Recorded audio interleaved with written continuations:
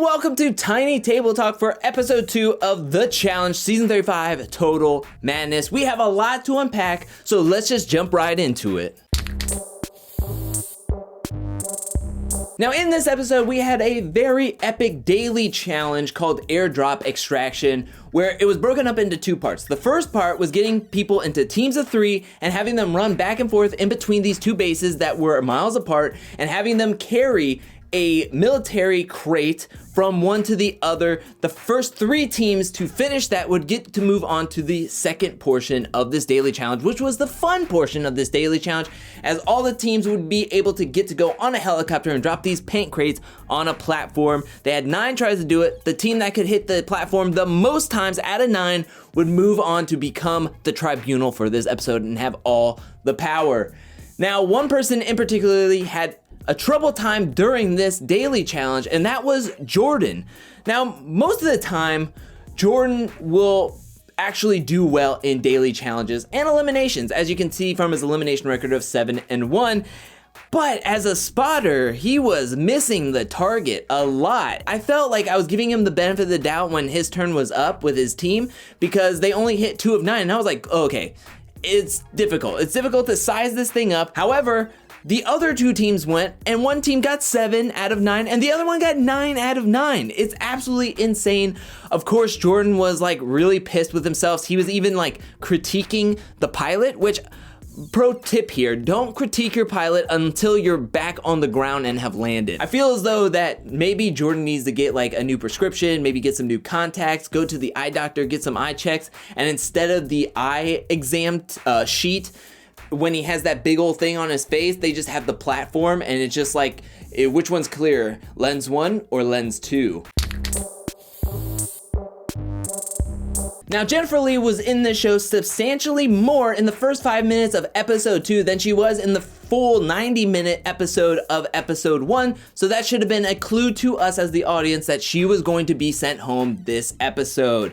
But just seeing her in this episode really shows how unprepared she was coming into the challenge house, as she hung out with mainly the guys, which put a target on her back or made her feel like an outcast, and asking for help with a speech from none other than Wes and Bananas. And if she did any sort of homework or watched some previous seasons, I feel as though she would have known that Wes and Bananas do not have anybody's interest at heart. They have their own interests at heart, and they will make friends with people to get further into the game, but they're not here to help a rookie make it past week 2. And then Rogan, during the nomination ceremony, talked about how Jen has mainly stayed with the guys, which made her feel like an outcast to the women, and that she feels as though she can't make friends with any of the women.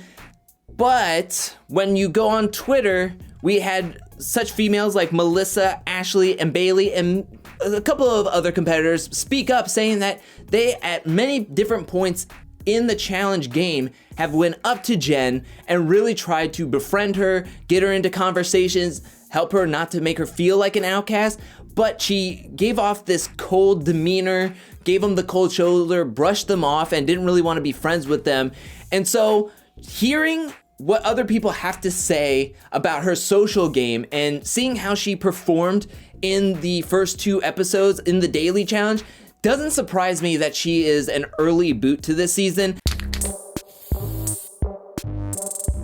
Boy, oh boy, were we given a big dose of vitamin D this episode, as we saw Dee a ton in this episode too, whether it was her going full Joe Goldberg from the Netflix show You while spying on Jen and Rogan, fighting with Jen over Rogan, or winning into the tribunal, or going in between talks of Jenny and Tori getting thrown into the elimination by Dee.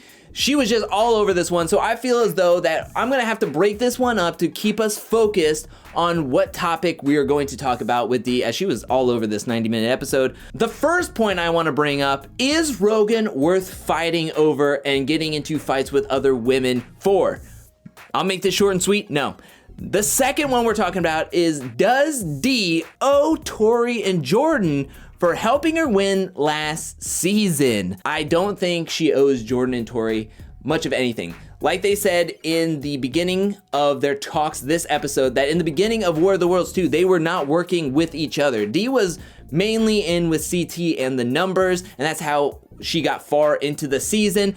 Tori and Jordan moved over to the UK to get away from Paulie and Cara and not help them win the money at all. And on top of that, Dee made it into the finals by her game, and she earned that spot. And she earned her spot into the second phase of the final by finishing that puzzle before Tori and making it into the final spot. Everybody was working together as a team, but they were all doing it individually to get that money in that payday. So I feel as though it doesn't really carry over just because she said something in Thailand. Third was Dee watching Jen while Jen was sleeping. I think this is inconclusive. We got to see a bit of a camera view of what was happening when Jen mentioned Dee spying on Jen while she was sleeping, and I feel as though that it's inconclusive. I don't think it shows downright that Dee was watching her sleep, but then again, she was spying on them not sleeping, but in the living room together, just them two by themselves. So I think there is some spying going on, but I don't know if it was during while Jen was sleeping. And lastly, should have Dee went into the elimination against Jen? I understand why Dee didn't fully jump into the elimination against Jen. She didn't have the right outfit. She didn't get mentally prepared all day leading into the elimination. And it's only like second or third or fourth day in the challenge house that it's just kind of too early to take that big of a risk and put your game on the line. And you can make the argument that she is up on the top with the tribunal, looking down at her opponent. She kind of knows what to expect from Jen in these competitions. She sees what the elimination looks like, and you can kind of decipher what the elimination would be. I think it would have made a fun ending to this episode for having them go up against each other. But if Dee were to put her game on the line too early against a rival and trip up somehow, it would be devastating for her and her game. So I kind of understand it from that level, but as an audience member, I would want to see it happen. Now on to my top 3 men and women from this episode, episode 2 of the challenge, season 35, Total Madness. And we're gonna start off with the women this time. And for my number 3, it's going to be Big T. I loved her in this episode. She had so much camera time. She was dragging Jen in the nomination ceremony, talking about her experience as a rookie. Also, I loved her ration and her reasoning for why she wants to go into an elimination, that she was taken out early last season and now she wants to go in and prove herself, that she's been working hard and she wants to just go in there. I think it was maybe a little bit of wanting to go against Jen, but I think mainly it was because she wants to go out and prove herself and show everybody that she is here to compete and this is going to be her season. I love the energy. I love the passion. My number 2 female for this episode is Aneesa. We didn't see her much in episode 1, but this episode she showed up and I want her to stay as long as she can because of her commentary. She's gonna be the commentary queen this season. She is life. She's bringing life to this season already, and I'm here for it. And I want to see her make it all the way to the end. Now, my number 1 female from this episode is, of course, Jennifer West, Jenny, as she has made the right alliance members, and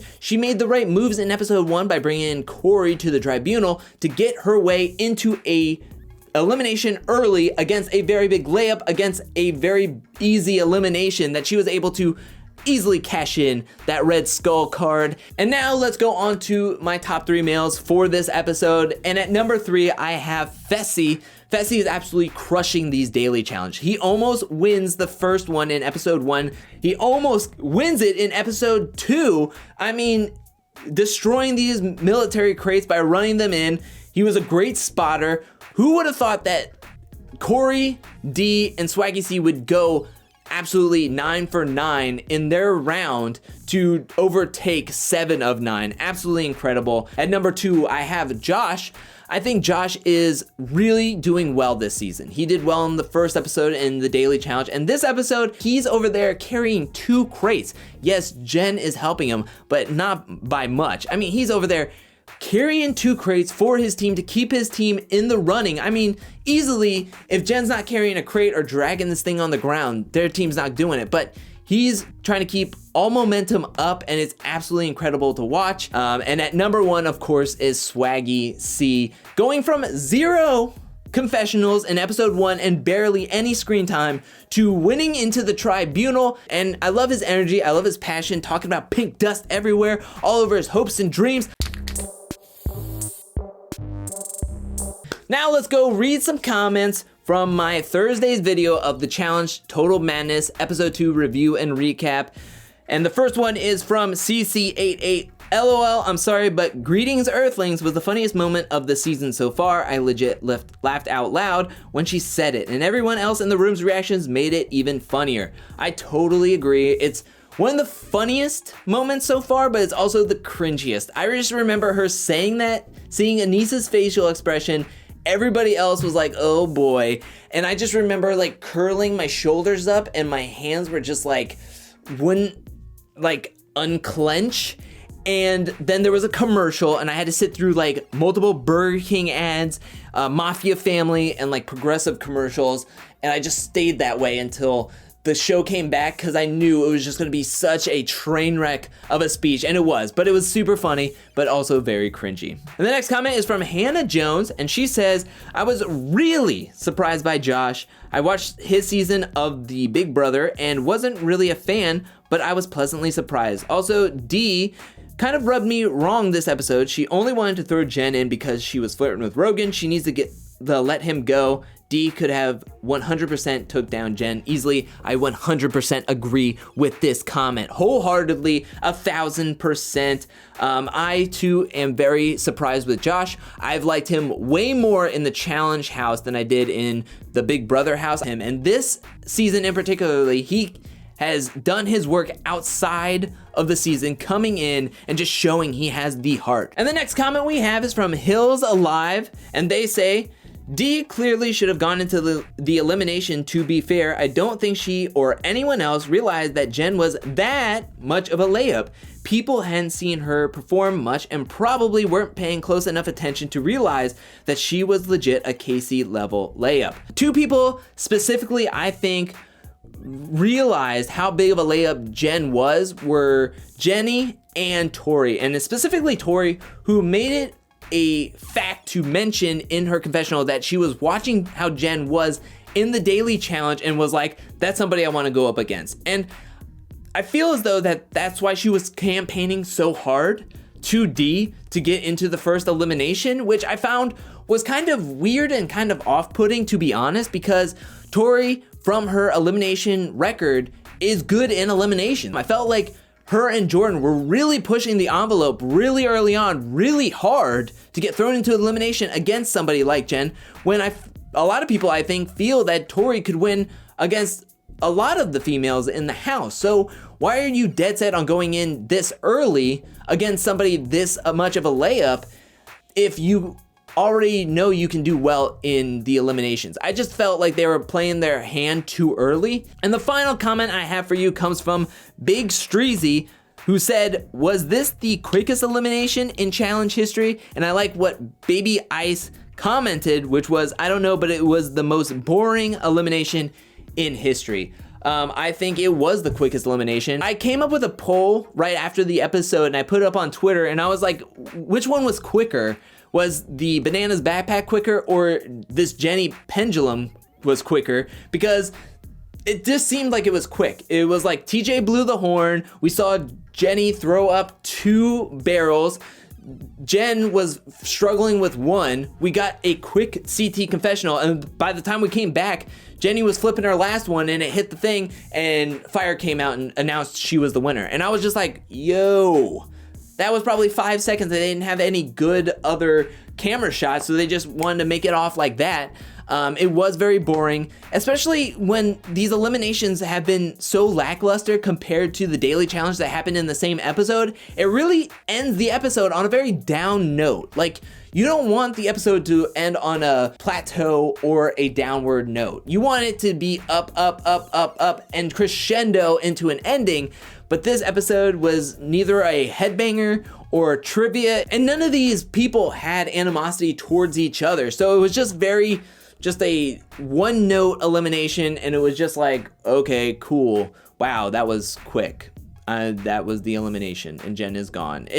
it's up there with the taping somebody to a chair elimination, in my opinion. At least the taping of the chair was funny in the aspect of Georgia screaming in Wes's ear and singing songs very loudly and getting Wes really upset. That was really funny. I think to really hype it up, Dee should have came down and it would have made things much better. Much more would be at stake, but this one was just not hitting it. And I feel as though both eliminations so far are 0-2, and they're just hitting these episodes in downward notes, and they're the last thing we see in these episodes. So you don't want that to be the last thing people are left with. People want to be like, wowed. This isn't wow factor. This is like, ugh.